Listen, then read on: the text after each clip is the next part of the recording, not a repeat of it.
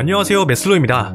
오늘은 한때 프리미어리그의 드리블 대장이자 자아와 함께 수정궁의 공격을 이끈 야닉 볼라시에 대해 알아보도록 하겠습니다. 그럼 재밌게 봐주세요. 야닉 볼라시에는 한때 프리미어리그의 드리블 대장이라고 불릴 정도로 화려한 개인기를 자랑하던 측면 공격수였습니다. 화려한 개인기술과 드리블 돌파 능력, 그리고 탄탄한 신체를 바탕으로 프리미어리그 수준급 윙어로서 명성을 떨쳤었는데요. 컨디션이 굉장히 좋은 날엔 리그 정상급 풀백들이 그를 전혀 막지 못했을 정도로 강한 위력을 발휘했었습니다. 또한 자신의 이름이 붙은 턴 기술을 만들어냈을 정도로 강한 임팩트를 남기기도 했죠. 하지만 안타깝게도 전성기에 접어든 시점에 당한 십자인대 부상이 그의 커리어를 완전히 꺾이게 만들었습니다. 자, 볼라시에는 잉글랜드의 하브리그서부터 성장한 나름 대기만성 스타라고 할 수 있습니다. 2012년 23살의 나이에 브리스톨 시티를 통해 2부 리그 입성에 성공했는데요. 그는 이곳에서 핵심 멤버로 활약하며 한 시즌 만에 같은 리그 소속이었던 크리스탈 팰리스로 이적할 수 있었습니다. 당시 크리스탈 팰리스는 지난 시즌의 브리스톨 시티와 순위 차이가 별로 나지 않았을 정도로 2부 리그에서도 중하위권의 전력을 지닌 팀이었습니다. 그런데 볼라시에가 입단하면서 공격적인 팀으로 변모했고 단숨에 승격을 노릴 수 있는 전력으로 바뀌었는데요. 볼라시의 머레이 자하로 구성된 공격진은 폭발적인 득점력은 물론 높은 공포 생산력을 보이며 지난 시즌과 전혀 다른 경기력을 보여주었습니다. 당시 볼라시에와 자의 개인 돌파 후 크로스, 머레이의 강한 헤더가 크리스탈 팰리스의 주 공격 루트였는데요. 이는 2부 리그에서 매우 효과적으로 작용했고 결과적으로 크리스탈 팰리스는 프리미어리그 승격에 성공했습니다. 그리고 이들은 모두 PFA 챔피언십 5회 팀에 선정되며 활약을 인정받게 되죠. 이후 자아가 맨유로 떠나자 어느덧 볼라시에가 팀의 에이스로 발돋움하게 되었습니다. 그리고 자아의 자리는 펀천이 대체하며 크리스탈 팰리스는 볼라시의 펀천의 역습을 중심으로 하되 볼라시의 돌파 올리는 크로스 등 그를 중심으로 한 공격 작업이 팰리스의 주 공격 루트로 작용하기 시작했습니다. 이렇듯 그가 팀의 핵심으로서 프리미어리그 무대에서도 두각을 나타내자 토트넘을 시작으로 리버풀 등 많은 상위 클럽들이 그에게 관심을 드러내기 시작했습니다.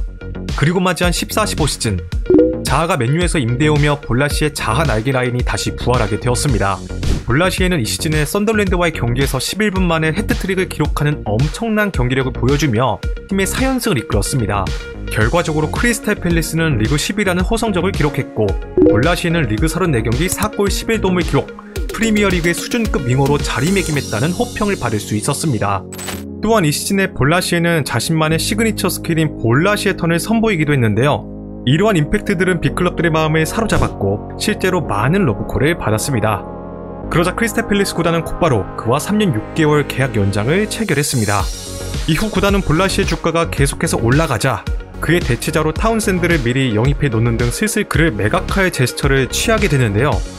크리스탈 팰리스는 그를 비싸게 매각하여 자금을 충당하고 벤테케 영입을 통해 약화된 중앙지역의 공격력을 강화시키겠다는 계획을 세웠습니다. 볼라시 역시 상위 클럽으로 진출하겠다는 의지를 보이며 2016년 에버튼으로 이적을 떠났습니다. 에버튼은 당시 구단의 최고 이적료인 하나 약 430억 원을 투자하여 볼라시에를 영입했습니다. 그의 이적료는 루카쿠를 능가하는 클럽 레코드 금액이었는데요. 그만큼 볼라시에게 거는 기대가 매우 컸음을 알 수 있습니다.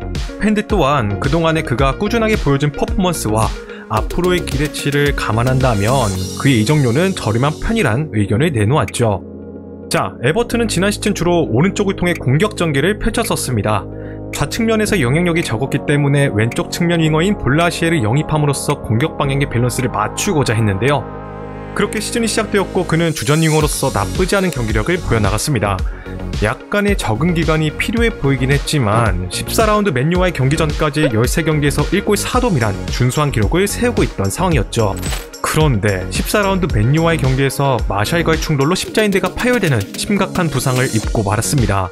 이 부상으로 인해 볼라시에는 이번 시즌의 복귀는 어렵다는 판정을 받게 되고 아프리카 네이션스컵 출전도 불발되는 안타까운 상황에 놓이고 말았는데요. 한참 전성기를 보내던 시기에 당한 부상이었기 때문에 볼라시의 입장에선 잃은 것이 너무 많았습니다. 이후에 그는 1년이란 긴 시간의 재현을 마치고 2017년 12월에 복귀를 했지만 당연히 무릎 부상의 여파와 길었던 재활 기간으로 인해 폼이 굉장히 많이 떨어지며 이전의 드리블 능력과 돌파 능력을 상실해버린 모습을 보여주었습니다. 볼라시의 본인 또한 계속해서 드리블 돌파에 실패하자 자신감이 상당히 떨어지게 되죠. 결국 그는 전력의 자원으로 분류되어 남은 계약 기간 동안 아스톤 빌라를 시작으로 다양한 국가의 클럽으로 임대를 전전하는 신세가 되어버리고 말았습니다. 그런데 설상가상으로 임대 간 곳마다 실패를 거듭했는데요.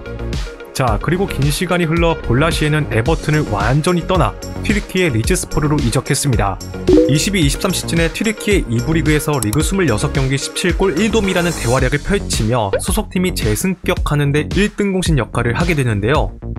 하지만 팀과의 계약 기간이 만료되어 방출되었고 4개월간 무적 신세를 보냈습니다. 그리고 얼마 전인 2023년 11월 잉글랜드 2부 리그의 스완지 시티와 단기 계약을 체결하며 잉글랜드 무대로 돌아왔습니다. 어느덧 볼라시에도 30대 중반의 나이가 되어 선수 생활의 말년을 보내고 있습니다. 한때 프리미어리그의 혜성처럼 등장한 스타였던 그가 부상으로 인해 추락을 거듭하여 현재는 팬들 사이에서 잊혀진 존재가 되어버린 것이 정말 안타까운데요.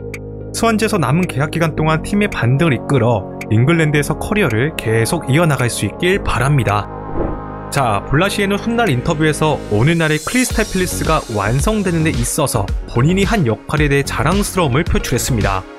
구단 입장에서도 팀의 프리미어리그 승격부터 꾸준한 잔류와 높은 이적료를 남겨주고 떠난 선수인 만큼 당연히 고마울 수밖에 없을 것 같은데요.